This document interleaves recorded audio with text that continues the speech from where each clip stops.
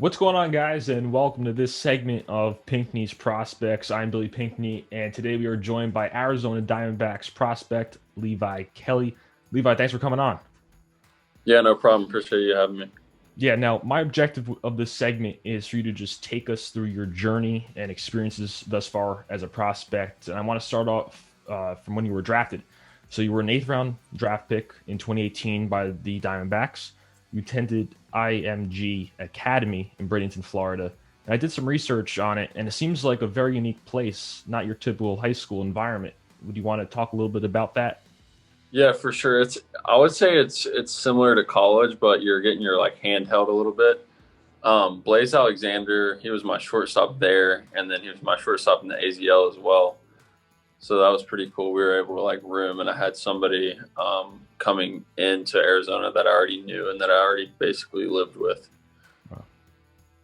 Yeah, yeah. Now you were drafted out of there. Was it a tough decision to accept the Diamondbacks offer, or was college a thought that was lingering as well? College was a thought, but J.R. House actually, I grew up with him, and that's who called me on draft day because he was working with the Diamondbacks at the time. So once he called me, I was like, I'm gonna have J.R. in my corner there. Already a guy that knows me and knows a lot about me. So I thought that was super valuable to be with an organization that I had somebody already, that was kind of in my corner. Right. Now, so far it's working out for you really well. You just had two successful seasons in rookie ball and single A. Last season, you threw 100 innings and recorded a 2.15 ERA. Very solid numbers. And it seems like you settled into the pro environment very nicely. Is pro ball what you expected it to be? Or was there a lot of adjustments that you had to make in order to be successful?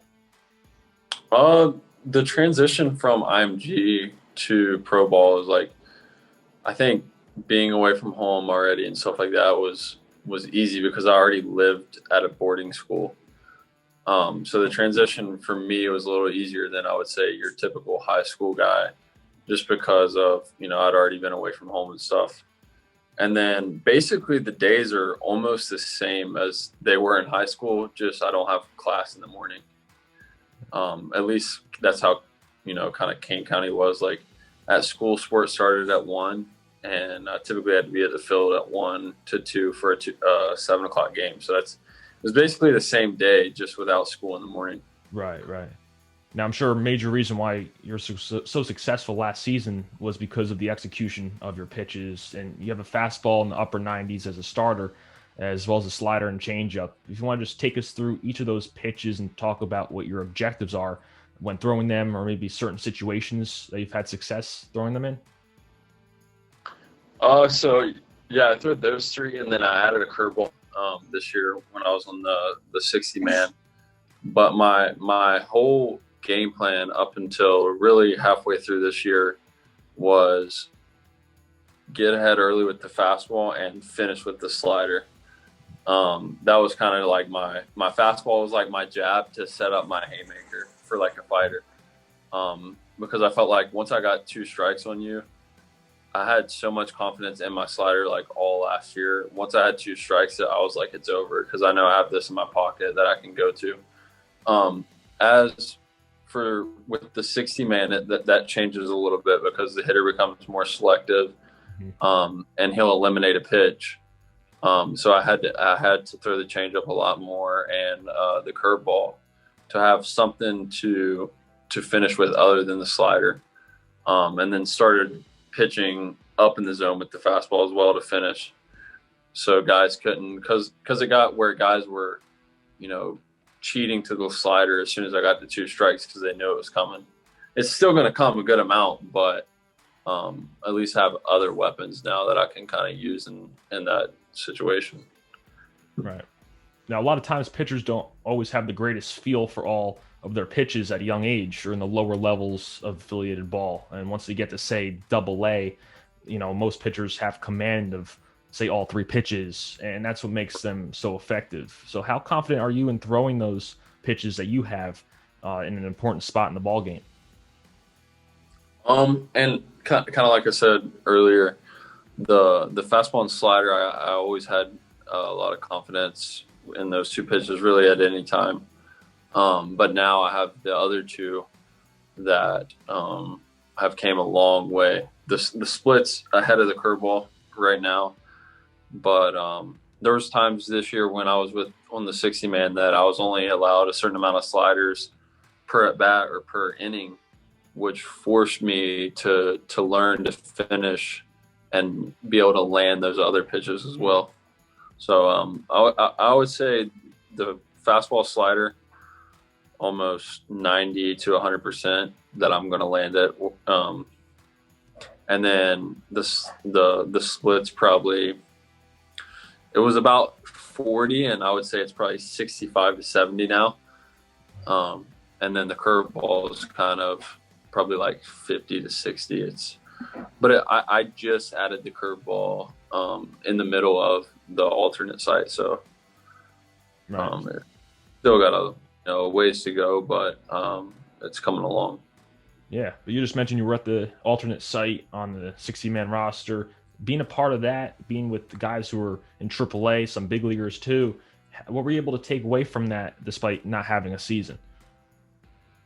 Oh, it was huge. For me, it was huge to kind of see where I stood, because a lot of times minor leaguers look at big league players as like a superhero, or like this isn't a human. This guy's so far ahead, and to be in the same locker room and to be competing against them. There was a big leaguer in the lineup. A guy that had big league time in the lineup every single time this year. Wow. And probably half of the guys I faced had some sort of big league time. So that was huge to just kind of see where I stack up and what pitches play to big leaguers, because some pitches are going to play to low A guys, but they're not going to play to double, triple A big league players. So it was good to see kind of weigh out where I am. Right. Now the Diamondbacks clearly think very highly of you. You're the number 9 prospect in their organization.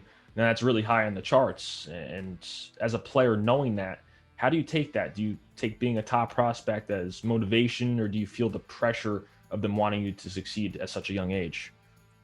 I don't pay attention to. I stopped paying attention to the prospect stuff when I got drafted, and I wasn't a prospect. Wow. So when I the list, and then I try to take that stuff with a grain of salt, just because you're a good year or a bad year away from being off the list, or on the list, and that's what I tell people. Like, man, even if you're not on it, don't get discouraged. It doesn't really mean that much, because I went from not being on it to in the top 10, and I'm proud of myself and everything like that. But at the end of the day, it's only one full season that I've played. So next year, if I go post a 5 and wherever I'm at, I'll probably slide down that list a little bit. So I don't want to ride that roller coaster. So I try to stay away from those type of. Now, a lot of times when an analyst or a former MLB player looks at a prospect, they're able to compare them to an established big leaguer. From your perspective, is there anyone that you modeled your game after, or someone who's influenced you along the way? There's a lot of guys that have influenced the way I train, or my mechanics. Bauer's a guy that I look up to. DeGrom's a guy that I really look up to. But as far as the type of pitcher, I try, again, not to try and form to any of those guys, because different pitches, different styles, and different mindsets. But those are two guys that I really look up to, because I feel like they're, Bauer's kind of he's taken the full science side, and he's basically created a Cy Young winner. Right. I think he will win it this year. Yeah. And the last question I want to ask you today is, what advice would you give to a younger prospect, whether in high school or college, who might be going through that process of recruitment or getting drafted? What would you say to those guys? The guys that aren't professionals right now enjoy not being a professional, because when you become professional, it's business. You're, for the most part, you're an investment, and they want a return on their investment. So that's basically the way I look at it, as myself, kind of like a stock for them. But enjoy not it not being such business, and more about just getting better and enjoying the sport for what it is. All right, Levi, I appreciate you coming on, and enjoy your off season. Appreciate it, brother. All right, and for all you guys watching, thanks for tuning in, and we'll see you next time here on Pinckney's Prospects.